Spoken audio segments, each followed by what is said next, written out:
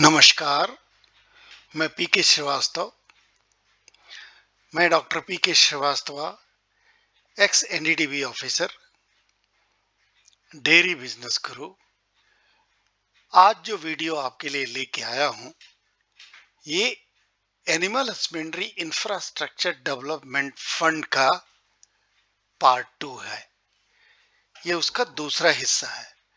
पहला हिस्सा हम ऑलरेडी पब्लिश कर चुके हैं और उम्मीद है कि आप लोगों ने देखा होगा। राष्ट्रीय गोकुल मिशन के अंदर कई अन्य स्कीम हैं जिसमें कि animal husbandry infrastructure development fund भी उसका एक हिस्सा है। इसमें ढेर सारी भ्रांतियां हैं, रही हैं, अभी भी हैं, आगे भी शायद चलेंगी।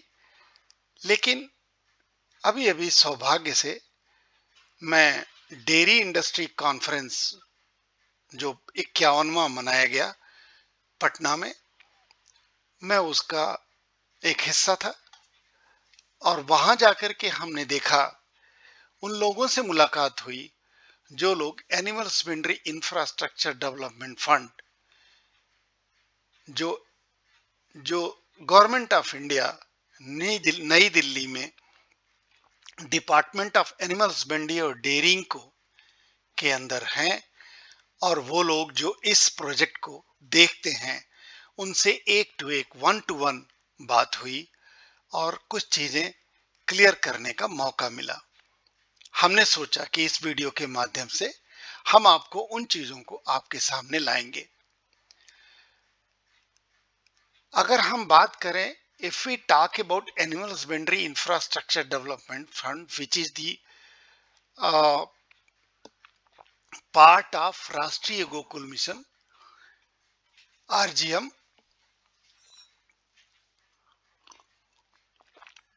which provides 3% interest subsidy. There are so many queries, so many frequently asked questions by the dairy entrepreneurs, farmers, and those who are interested to avail this scheme. I was part of 51st Dairy Industry Conference Patna, which was held from 6th, 7th and 8th March in Patna. I was part of that, and I was fortunate to meet some of the officials who are handling this project in Government of India, Department of Animal Husbandry and Dairying, Delhi. They have clarified certain points. Certain points are still vague. So those things I want to present in this video. Please go ahead. This video will be about 40-45 minutes, and please be patient to listen so that you get a clarification on the new structure of Animal Husbandry Infrastructure Development Fund.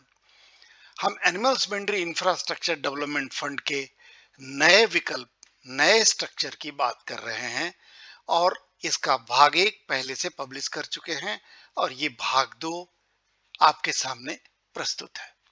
ये हमारे credentials, dairy consultancy India Bangalore, और ये हमारी email और हमारे site का address आप देख सकते हैं, आप विजिट कर सकते हैं, जानकारियां ले सकते हैं।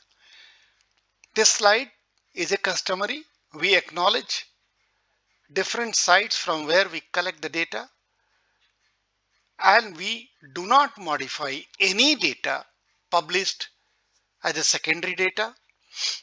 What we do is simply do in a simple word, understandable to the farmers and dairy entrepreneurs, and that is the purpose of basic purpose of preparing my videos on technical points. This video is on Animal Husbandry Infrastructure Development Fund, which has taken a new shape, and because of that this becomes important to know what is included, what has been excluded. क्या इसमें जोड़ा गया है और क्या चीजें निकाल दी गई हैं। इसमें अधिक जानकारी प्राप्त करने के लिए आपके पास एक विकल्प है कि आप इस नंबर पे कॉल कर सकते हैं। मेरा कर्सर देखें, इस नंबर पे कॉल करके अधिक जानकारी आप सीधे Department of Animal Husbandry and Dairying Delhi से प्राप्त कर सकते हैं। ये नंबर काम करता है, इस नंबर पे ऑफिसर्स बैठते हैं और वो आपको क्लियर चीजें बताते हैं। ये ईमेल आईडी पुराना है, आप चाहें तो नया ईमेल आईडी उनसे ले सकते हैं, वो लोग शेयर भी करते हैं। Let us go to this is our customary slide, and if anybody want the further detailed information about Animal Husbandry Infrastructure Development Fund under RGM, they can call this number and have the further detail from one to one from those who are handling this project in Government of India, New Delhi. These are our credential again. You can also call us for any detail, but it's better to call to them to getting the details from directly from Department of Animal Husbandry and Dairying on AHIDF. Let's go to the next slide. Next slide is insect. What is the purpose? What is Animal Husbandry Infrastructure Development Fund? Look at this. It is focusing on processing, plant, waste management, plant, agri waste management, veterinary vaccine and drugs manufacturing plants. It is generally for the infrastructure development. Since it is a part of the RGM Rashtriya Gokul Mission, it had an element into the breed improvement and breed multiplication farms that we will discuss in the next slides. But what has happened into this? Just look at that. Why it is a new AHIDF. Earlier the individuals were not allowed. Even banks were not offering the loans. Now all the commercial banks are offering the loan under AHIDF, sorry, which provides 3% interest subvention. First year it is given upfront, and second year onward it is on the completion of the year. So what they did, that they merged the IDF and DPIDF, dairy processing infrastructure and infrastructure development, both they merged, and after merging they came out with this 29,610 crores, and which has in the recent अभी के budget में जो 2025 का budget publish हुआ है, उस budget के अंदर माननीय फाइनेंस मिनिस्टर ने इसको 2028 तक कर दिया है। लेकिन ध्यान रहे, जो गवर्नमेंट का बजटरी फाइनेंशियल ईयर होता है वो मार्च में खत्म होता है। ये बजट भी मार्च 26 तक का था, इसलिए मार्च 26 तक उपलब्ध है। उसके बाद फिर से जब बजट प्रस्तुत होगा तो ये ऑटोमेटिकली रिन्यू हो जाएगा। कहने के लिए गवर्नमेंट ने इसको मान्यता 28 तक दे दी है, लेकिन हर एक बजट में इसको फिर से सबमिट किया जाएगा। ऐसी जानकारी हमको ऑफिसर्स जो इस प्रोजेक्ट में काम करते हैं दिल्ली में, उनसे हमको मिली थी पटना में, डेयरी इंडस्ट्री कॉन्फ्रेंस पटना में। आगे बात करें, आगे देखते हैं कि एक था 6.4 breed improvement technology and breed multiplication farm. ये आप इस बात को बिल्कुल क्लियर कर लीजिए कि ये चीज एग्जिस्ट नहीं करता है। कैटिल एंड बेफलो के लिए ये जो 6.4.1 है ये एग्जिस्ट नहीं करता है। कैसे करता है एग्जिस्ट और कैसे नहीं करता है? नए कोई भी प्रोजेक्ट 6.4.1 में नहीं लिए जाएंगे, लेकिन जो पुराने 6.4.1 में सैंक्शन हो चुके हैं उनका पेमेंट और उनकी सब्सिडी चलती रहेगी। हम कैटिल एंड बफलो की बात कर रहे हैं, बाकी ब्रीड्स की भी बात करेंगे। What I am speaking over here is mentioning over here is a very clear point. The breed improvement 6.4 breed improvement technology and breed multiplication farm no more exist in Rashtriya Gokul Mission for cattle and buffalo. What is existing? is for the sheep goat, is for pigs, is for poultry. It is existing under RGM and you get subsidy over there that we will discuss in the next slides. But for final information and one-to-one clarification is the breed multiplication farm, establishment of breed multiplication farm for cattle and buffalo is not available now after the NDDB has declared the closure of the scheme. जब से NDDB ने ये बताया कि budget पूरा हो गया है और स्कीम बंद हो गई है बीएमएफ, तब से कैटिल और बफलो के लिए ब्रीड मल्टीप्लिकेशन फार्म स्कीम जिसमें सब्सिडी थी 50%, वो अब एग्जिस्ट नहीं करती है। कृपया इस बात को समझ लें। आगे चलते हैं। क्या एग्जिस्ट करता है? What is now available? So cattle buffalo, there is no farm at all. It is only the IVF center, sex sorted semen stations, and the breed multiplication farm they are writing, that is for the old one which is already sanctioned, where they have to remit the subsidy for another full term of the scheme. They will be giving subsidy till the project is established. No new breed multiplication farm will be taken after the closure declaration by the NDDB. This thing has been clarified by the government officials who participated in Patna DIC, and it was my one-to-one talk. So this is a 100% correct information. There is no ambiguity. Breed multiplication farm for cattle in buffalo is not existing. No new farm will be accepted. Only the old one will be carried on and the funding will be done for them, not the new one. नए की कोई गुंजाइश अब नहीं है। लेकिन कहां पर गुंजाइश है? शीप एंड गोट को बंद नहीं किया गया है। गोट ब्रीडिंग फार्म है, शीप ब्रीडिंग फार्म है, गोट फ्रोजन सीमेन स्टेशन भी आप कर सकते हैं, शीप सीमेन स्टेशन भी आप कर सकते हैं। इन चीजों के लिए HIDF के अंदर सब्सिडी उपलब्ध है। सब्सिडी, मैं बोल रहा हूं subsidy, I am telling subsidy for goat breeding farm and sheep breeding farm and pig breeding farm and poultry hatcheries, layer farm and broiler farms. There is a subsidy existing for this, and this subsidy will be channeled through the RGM and it is available except the cattle and buffalo breed multiplication farm which has been closed for acceptance of the new farms. Okay. So these are the activities which is included. Even breed multiplication farm is also included, but not for the new applications. It is only for those who have been sanctioned by NDDB and Department of Dairying and Animal Husbandry, New Delhi. Let's go to the next slide. What we have done in part 1. Part 1 we have covered 6.1 dairy processing.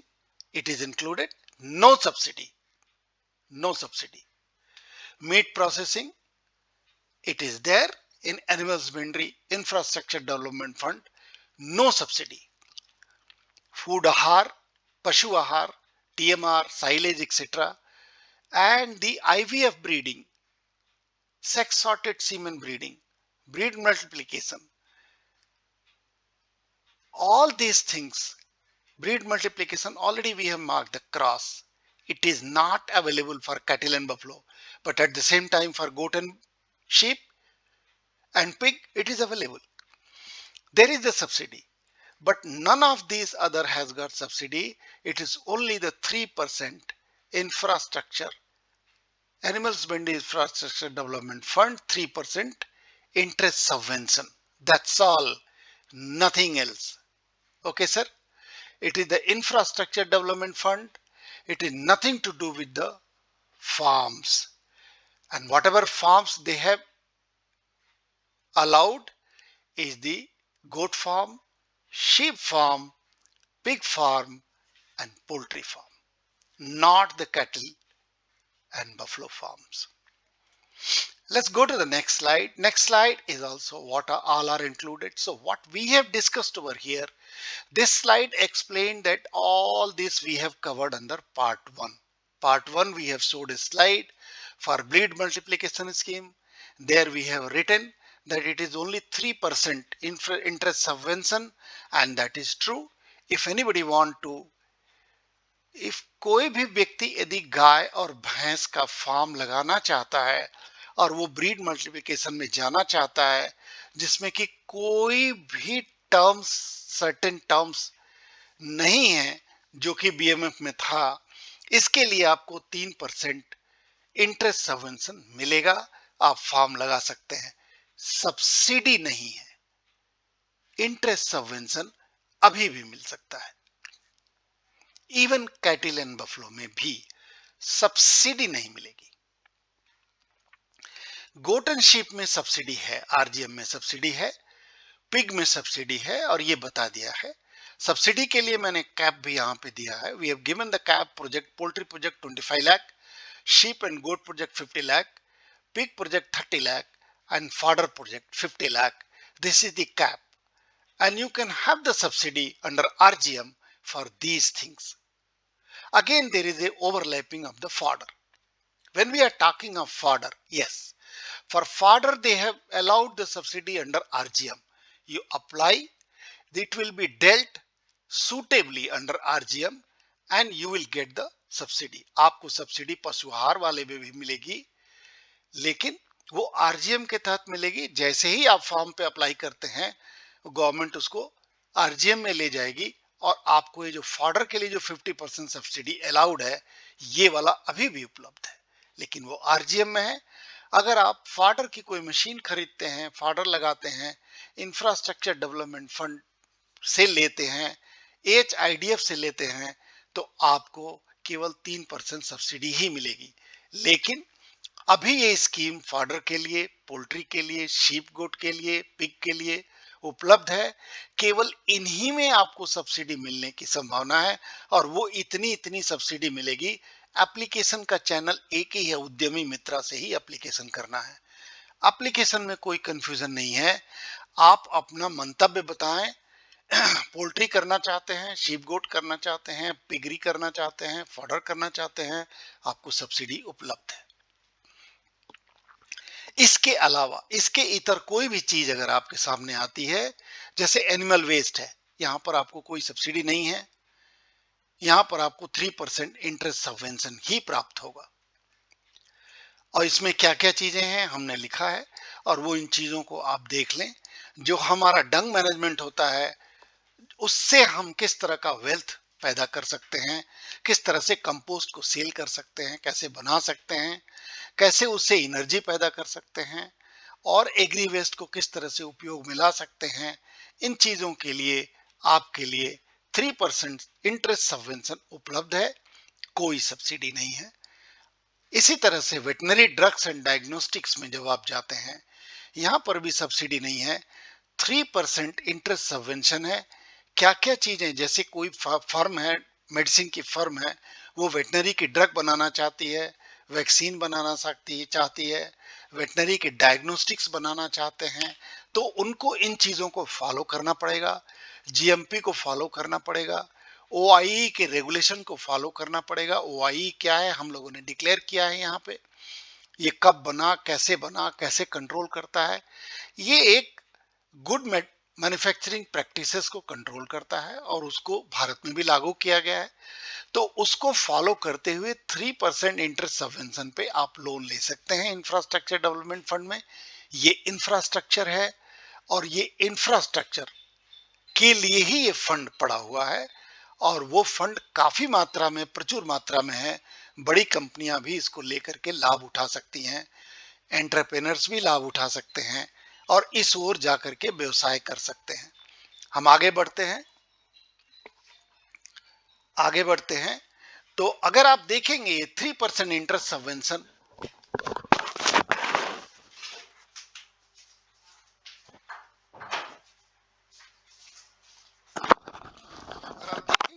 3% interest subvention किसके लिए नहीं है?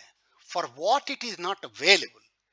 It is not available for land purchase, old machines, vehicle for office use, working capital, pre-operative costs, loan defaulters. It is not available for the defaulter.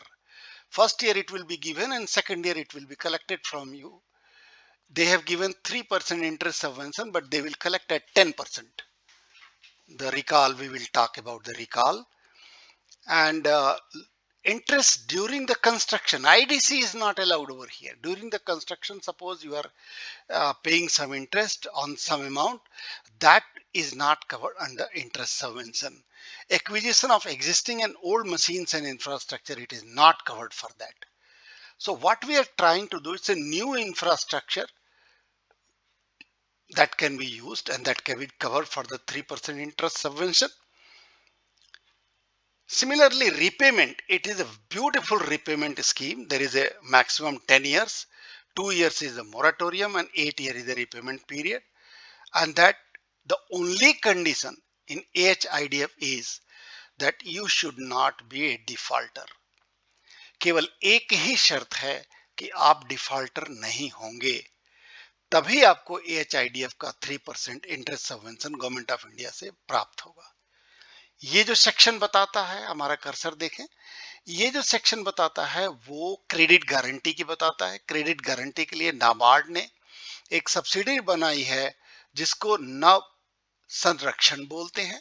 ये नव संरक्षण जो है, नव संरक्षण आपको 25% आपके लोन के ऊपर क्रेडिट गारंटी देता है। और जो दूसरा है एक ऑर्गेनाइजेशन जो कि credit guarantee trust for micro and small enterprises, जिसको हम CGTMSC कहते हैं, ये 75% तक क्रेडिट गारंटी आपको देता है। पर किसको देता है? Small, micro and small enterprises को ही देता है। तो आप किस में आते हैं, उन चीजों को आप देख सकते हैं और इससे लाभ हो सकते। You can be benefited if you understand that whether you are going for the MSME or whether you are going for the general funding. And if you are going for the MSME, then obviously SIDBI comes into the picture and then they can give you for 75% credit guarantee. Bank has to enter into MOU with the NAV Sanrakshan. NAV Sanrakshan is what? It's a part of NABARD. So NABARD has come up with the 25% credit guarantee scheme. So this is also one of the good thing for the AHIDF, which is not available in any other things, other loanings. Normal loaning, it is not available. So, but it is available for Animal Husbandry Infrastructure Development Fund. अब 3% intervention की funding क्या होगी? Bank can decide, कोई भी funding का उनका जो interest rate etcetera, bank can decide the funding for escalation. जैसे एस्केलेशन क्या होता है? एस्केलेशन ये होता है कि आपने प्रोजेक्ट बनाया कि हमारा प्रोजेक्ट 1.5 लाख, 1.5 करोड़ में या 2 करोड़ में या 4 करोड़ में हमारा प्रोजेक्ट चलेगा। प्रोजेक्ट लग जाएगा। यदि प्रोजेक्ट लगाते लगाते डिले हो गया और कॉस्ट बढ़ गया तो उसमें क्या होता है, प्रोजेक्ट जो 4 करोड़ का है वो हो सकता है 4.25, 4.5 करोड़ का हो जाएगा। तो उसका जो एस्केलेशन हो रहा है उसके ऊपर 3% इंटरेस्ट सबवेंशन मिलेगा कि नहीं मिलेगा, कह रहे हैं कि बैंक डिसाइड करेगा, गवर्नमेंट को एतराज नहीं है। अगर जेन्युइन रीजन से डिले हुआ है, एस्केलेशन हुआ है, किसी चीज का भाव बढ़ गया है, जैसे कई बार होता है मार्केट में उछाल आता है, you see that there is a sudden increase in price of certain things, building materials, so obviously bank will understand and they can request government for the 3% interest subvention for the escalation. Non-starters, those who have not started within 6 months of the sanction of the loan, so they can also go to the bank and request that, giving the genuine point that we are starting but we are stuck up at certain position, we'll start soon. So the bank can again consider for this, for the non-starters. Project has to be grounded within 12 months. आप project का जो DPR है, DPR के अनुसार जो project बनता है, दिखा रहा है कि पहले साल में आपको क्या कर देना है, वो वाकई पहले साल में आपको कर देना है। अगर वो नहीं होता है तो आपका प्रोजेक्ट जो है डिफॉल्टर हो सकता है, नॉन स्टार्टर हो सकता है। तो ध्यान रखें कि जो डीपीआर बोल रहा है वो डीपीआर को ही देख करके आपका लोन सैंक्शन हुआ है, तो उसको आपको फॉलो करना पड़ेगा। ये नहीं कि लोन सैंक्शन के लिए खाली डीपीआर था and thereafter you forget that okay, I have submitted the DPR, I've got the sanction, I've got the money, I've got the 3% interest subvention upfront, and now I'm not doing that. Will not do, because the government will recover at 10% cost interest. Bank can allow withdrawal of the project by EE अगर genuine difficulties आ गया, there is some reason that I'm not able to continue this project, so bank can decide that how to withdraw. आप withdraw कर सकते हैं project से, लेकिन आपको उसकी शर्तें क्या होंगी आपके और बैंक के बीच में ये तय होगा। जो लेंडिंग अथॉरिटी है वो और जो बोरोइंग अथॉरिटी है, दोनों के बीच में ये डिसाइड होगा कि क्या क्या टर्म लगेंगे और कितना आपको रीपेमेंट करना पड़ेगा या क्या करना पड़ेगा। वो सारे टर्म्स जो है वो बैंक डिसाइड करेगा। ठीक है, तो ये बहुत क्लियर किया हुआ है इस प्रोजेक्ट में। इंफ्रास्ट्रक्चर डेवलपमेंट फंड जो है, animals Wendy infrastructure development fund, बहुत ही नाइसली प्लान किया हुआ प्रोजेक्ट है। इसमें कोई कंफ्यूजन कहीं नहीं है, सब कुछ ऑनलाइन है। आप जा करके इसमें जानकारी लेकर एक डीपीआर बनाने की आवश्यकता है।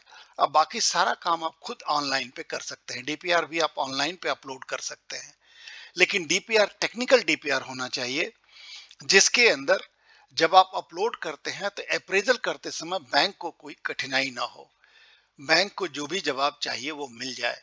इस तरह का डीपीआर होना चाहिए, और टेक्निकल कोई ग्राउंड ऐसा नहीं आए, ऐसी कोई बात आ जाती है कि नहीं टेक्निकली तो ये ऐसा हो ही नहीं सकता, ऐसा डीपीआर भी बन जाता है। लोग सबमिट करते हैं लेकिन उस पर कोई गवर्नमेंट सैंक्शन नहीं मिलता है। इफ डिफॉल्टेड, द बैंक में stop the disbursement of the loan. ठीक है, तो उसमें नो इंटरेस्ट सबवेंशन मिलेगा, डिसबर्समेंट भी रुक जाएगा, नो इंटरेस्ट सबवेंशन मिलेगा, लग जाएगा, और उसके बाद आपको उसके ऊपर रिकॉल का पेनाल्टी भी लगेगा। तो ये ध्यान रखिए, अगर आप इसमें घुस रहे हैं तो पूरा मन बना के घुसिए और इस काम को करिए, करना पड़ेगा तब जाकर के, अदरवाइज आपको पेनाल्टी देना पड़ेगा और आपको बहुत सारे पैसों का नुकसान हो सकता है। उसे बचाने के लिए, to save that, be regular, whatever DPR has been planned, uh, concentrate on that, stick to that, the timeline, and then you can sail through very nicely. Dovetailing, the beauty of this HIDF is that you can avail any other subsidies, any other, you know, supports from any other scheme, state schemes, or similar central scheme. You can avail is, you are allowed to. Only that, suppose you have purchased one machine A, the same machine cannot be purchased from the other schemes again. So this kind of barrier is there. Otherwise, dovetailing is allowed. You can avail the benefits from other state schemes, local scheme, central government schemes, which are for the agriculture and animal husbandry. No duplication of funding for the same item, as I told. यदि आपने एक machine खरीद लिया है, वही machine आप दूसरे scheme से सब्सिडी के अंदर नहीं खरीद सकते, इंटरेस्ट सबवेंशन के अंदर नहीं खरीद सकते। HIDF इसको अलाउ नहीं करता। लेकिन एक मशीन आपने खरीदा है, मशीन ए, यदि आप मशीन बी खरीद रहे हैं कहीं और से, किसी और स्कीम से, तो HIDF इसको अलाउ करता है। तो आप कृपया इस पे ध्यान दें कि आप डुप्लीकेसी ना करें। लेकिन यदि आपको एक मशीन का यहाँ पर अवेलेबिलिटी मिल रही है तो दूसरी मशीन आप दूसरी स्कीम से ले सकते हैं। इस स्कीम में ऐसा कोई बाध्यता नहीं है। HIDF will not debar you. Now come to that statutory approvals. What are these? What is this Annexure 1? Very important. I have given the Annexure 1. Let's see. This is the Annexure 1. You have to take certain approvals, clearances from the local bodies. So all these annexures all these statutory requirements you have to complete along with your application. आपके application के साथ ये list of statutory clearances आपको लेने पड़ेंगे और लेके upload करना पड़ेगा। जैसे एफएसएसएआई के साथ है, ट्रेड लाइसेंसेस के साथ है, या कंसेंट टू स्टैब्लिश आप जो करने जा रहे हैं, consent to operate, consent to establish pollution control board से है, नो ऑब्जेक्शन लैंड अथॉरिटी से है, कोई लैंड के ऊपर कोई ऑब्जेक्शन नहीं है। इन सारी चीजों को जो लिस्ट है, पूरी की पूरी लिस्ट है, एमएसएमई रजिस्ट्रेशन यदि आपने कराया है, रजिस्ट्रेशन अंडर कंपनीज एक्ट में है कि नहीं है, वो सब चीजें देख करके आप तब अपना एप्लीकेशन डाल सकते हैं। इसमें फंड बहुत है, टर्म्स बहुत कम है, जो भी है वो कंपनी एक्ट से रिलेटेड हैं, जो भी है वो एमएसएमई एक्ट से रिलेटेड हैं, और आपको इसमें लाभ मिलने की पूरी संभावना है। और इजीली इसमें कोई भी बिचौलिया नहीं है, ये सीधे के सीधे आप ऑनलाइन अप्लाई करके और बैंक से नेगोशिएट करके आप लोनिंग करा सकते हैं। जिस रिकॉल की हम बात कर रहे थे, हम रिकॉल ये कह रहे थे कि department of Animal Husbandry and dairy को अथॉरिटी है कि वो अपना आईएएस इंटरेस्ट सबवेंशन को रिकॉल कर सकता है, 10% पर एनम पे चार्ज कर सकता है। और वो कब करेगा? आपको एक नोटिस जाएगा, उस नोटिस के 30 दिन के अंदर वो आपसे विड्रॉ करना शुरू कर सकता है, और उसके सरकमस्टांसेस यहाँ लिखे हुए हैं, आप पढ़ सकते हैं। इन सरकमस्टांसेस में आपसे वो रिकॉल कर लिया जाएगा।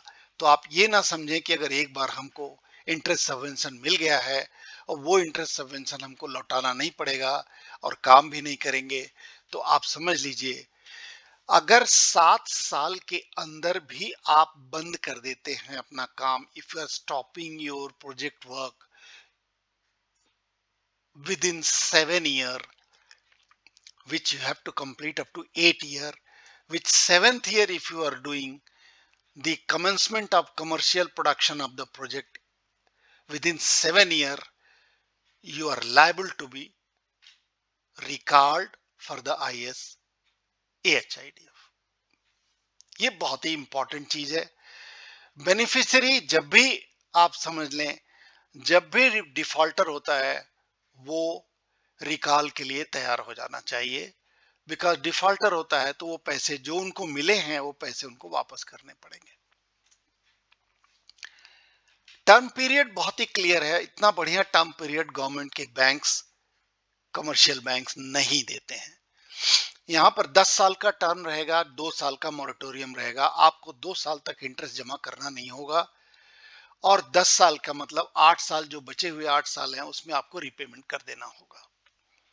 क्रेडिट गारंटी की बात हमने ऑलरेडी करी है, और किन किन चीजों पे एलिजिबल नहीं है वो हमने बता दिया। लिस्ट ऑफ बैंक अवेलेबल है, आप जाकर के इस साइट पर जाइए, लिस्ट ऑफ बैंक आपको पूरा मिलेगा, कौन से बैंक से आपको लेना है ये आपकी स्वतंत्रता है। जो लोकल बैंक आपका हो, जिससे आपका जान पहचान हो, जो आपको समझता हो, जो आपको लोन देने के लिए इच्छुक हो, उस बैंक को आप बात करें, और उसका लिस्ट सारा का सारा यहाँ से जाके आप डाउनलोड कर सकते हैं। You can download the complete list of the commercial banks who are allowed into the AHIDF, and you can get the avail the loan. Your application will be uploaded on the same site, Udyami Mitra, that we have already discussed earlier. These are certain points which have been given into the AHIDF which you can read online. इसमें बहुत ज़्यादा एक individual का involvement नहीं है, पर फिर भी डोवटेलिंग की हमने चर्चा किया है, रिपेमेंट की हमने चर्चा किया है, लोन डिसबर्समेंट की चर्चा आप देख लें, ऑनलाइन पढ़ लें, वो फेजेज में डिसबर्समेंट होना है जैसा आपका डीपीआर बोलता है। डीपीआर के हिसाब से ही, as per the DPR your loan disbursement will be done. Funding mechanism कैसे होता है उसकी चर्चा आप ऑनलाइन जाके पढ़ सकते हैं। ये जो स्टैट्यूटरी क्लियरेंसेस की हमने बात की है, स्टैट्यूटरी क्लियरेंसेस भी आपको कैसे कैसे लेना है, इसके सारे डिटेल AHIDF के उस पॉइंट पे, उस लिंक पे लिखा हुआ है जहां हमने नया AHIDF लिखा है। ध्यान रहे, मेरी जो दूसरी स्लाइड है उसमें जब आपके देखेंगे तो इसके लिए एक लिंक दिया हुआ है, वहां पे आप जाके देखेंगे कि किससे कैसे हमको क्लियरेंसेस लेने हैं। और डीपीआर कैसे बनता है ये तो टेक्निकल होता है, कोई टेक्निकल व्यक्ति ही, कोई वेटनेरियन इसको बना सकता है या कोई कंसल्टेंट बना सकते हैं जो वेटनरी जानकार हो, वेटनरी पढ़े हों। और जो सीए लोग बनाते हैं उसमें टेक्निकल नहीं बन पाता है, उसमें बहुत सारी चीजें मिस हो जाती हैं और इसलिए वो रिजेक्ट हो जाता है। तो आपकी इच्छा है, जिससे चाहें डीपीआर बनवाएं। डीपीआर के आधार पर ही इंफ्रास्ट्रक्चर डेवलपमेंट फंड सैंक्शन होता है बैंक से। आइए, प्रोसेस कंप्लीट, ये डिपिक्शन है, ये तो साइट पे दिया हुआ आप भी देख सकते हैं। तो कैसे कैसे ऑनलाइन एप्लीकेशन कैसे भरना है, उसके बाद लोन अप्रूवल बाय लेंडर, आपका बैंक के पास जाएगा, बैंक उसको किस तरह से अप्रूव करता है, उसके बाद जैसे ही आपको सैंक्शन लेटर मिलता है उसके बाद क्या करना है, बैंक मिनिस्ट्री में भेजता है, मिनिस्ट्री उसको सैंक्शन करती है। ये सारी चीजें डिटेल आपको दिया हुआ है। वैसे यहाँ से समझ में नहीं आएगा, जब आप साइट पे जाएंगे, ओपन करेंगे तो इसी तरह का पिक्चर खुलेगा। तो उसके वन बाय वन जो मांगता जाए आप देते जाएं, तो आपका लोन जो है 4 चरणों में 1 2 3 4 में आपका सैंक्शन होता है। इसमें करीब करीब 6 महीने लगते हैं, ये आप ध्यान में रख के चलें। आप जितने भी फॉरवर्ड होंगे, जितनी जल्दी होंगे, आपको जितना एक्टिव होंगे, आपको लोन जल्दी सैंक्शन होगा। और जितना ही आप डिले करेंगे तो लोन आपका डिले सैंक्शन होगा। ये भी वही है, आप देख लें कि जब हमने आपको दिखाया था कि कैसे कैसे हाउ डू आई अप्लाई, हम बैंक में कैसे जाएं, तो ये सारी चीजें उसी को इन्होंने पिक्टोरियल बना दिया है ताकि आप इसको देख सकें, समझ सकें और आगे आप लाभ उठा सकें। आगे चलते हैं, हमारा लास्ट स्लाइड आता है, बहुत इंपॉर्टेंट स्लाइड होता है। इसलिए इंपॉर्टेंट होता है कि इसके अंदर हम लिंक देते हैं। अगर आप देखेंगे तो इसमें आपको लिंक मिलेगा। वो लिंक क्या है? ये दोनों लिंक जो हैं आपको मिलेगा, ये दोनों लिंक। ये तो राष्ट्रीय गोकुल मिशन का लिंक है, इसके अंदर से सब्सिडी की जानकारी मिलेगी। और ये हमारा जो पहला हिस्सा HIDF का पहला हिस्सा पार्ट 1 हमने जो दिया है उसका ये लिंक है। तो ये जब दोनों आप एक साथ देखेंगे और इस वीडियो को, ये तीसरा वीडियो है, जब तीनों आप एक साथ देखेंगे आपको बिल्कुल क्लियर हो जाएगा कि हमको कहाँ सब्सिडी मिलेगी, कहाँ सब्सिडी नहीं मिलेगी, कहाँ हमको इंटरेस्ट सबवेंशन मिलेगा, वो इंटरेस्ट सबवेंशन कितने तक का होगा, वो अगर सब्सिडी है तो किन किन चीजों में सब्सिडी है, और ये हम अगर नहीं करते हैं काम तो हम पे क्या पेनाल्टी लगेगी, इसको करने का तरीका क्या है, ये सारी चीजें इन 3 वीडियो में हमने डाल के रख दिया है। हमारी तरफ से एक कोशिश थी, हमने वो भी चीज आप लोगों को I have also added into whatever I have directly discussed with the officials of Government of India who met me at Patna Dairy Industry Conference 51 Dairy Industry Conference Patna 6th 7th and 8th March 2025, and those input also I have put into this video. Please go ahead with this video. Please like our YouTube handle and subscribe our YouTube handle given here. You can email us for any queries, and we expect that our viewers will be very clear about RGM, where the subsidy is dealt, infrastructure development fund, where 3% interest subvention is dealt, जहां पर RGM में subsidy की बात होती है, जहां पर animal husbandry infrastructure development fund में जहां पर 3% इंटरेस्ट सबवेंशन की बात होती है। इन दोनों चीजों को आप जान पाएंगे जब आप नीचे के दोनों लिंक के वीडियो देखेंगे और ये भी वीडियो देखेंगे। तब आपको क्लियर पता चल जाएगा कि कहां कहां से हमको पैसे का सहायता मिल सकता है, कहां कहां से लेकर के आप आराम से डेयरी का बिजनेस, गोटरी का बिजनेस, पिगरी का बिजनेस, पोल्ट्री का बिजनेस कर सकते हैं और बहुत सारे प्लांट लगा सकते हैं, फॉडर का, चाहे वेस्ट मैनेजमेंट का, चाहे आप मेडिसिन वैक्सीन्स बनाने का, चाहे आप सेक्स सीमेन बनाने का, चाहे आप इन विट्रो फर्टिलाइजेशन आईवीएफ के लैब बनाने का, ये सारी चीजें आप जाके कर सकते हैं और अपना व्यवसाय पूरा कर सकते हैं। बहुत बहुत धन्यवाद इस वीडियो को देखने के लिए, और मैं चाहूंगा कि आप हमारे वीडियो को देखें, लाइक करें, सब्सक्राइब करें, लोगों को फॉरवर्ड करें, दूसरों को बताएं कि अगर वास्तव में सत्य जानकारी चाहिए, वास्तविक जानकारी चाहिए, करंट जानकारी चाहिए, तो डॉक्टर पी के श्रीवास्तव का वीडियो देखें और उसके ऊपर अपनी राय बनाएं और दूसरों को राय साझा करें। बहुत बहुत धन्यवाद ये वीडियो देखने के लिए। बहुत बहुत धन्यवाद।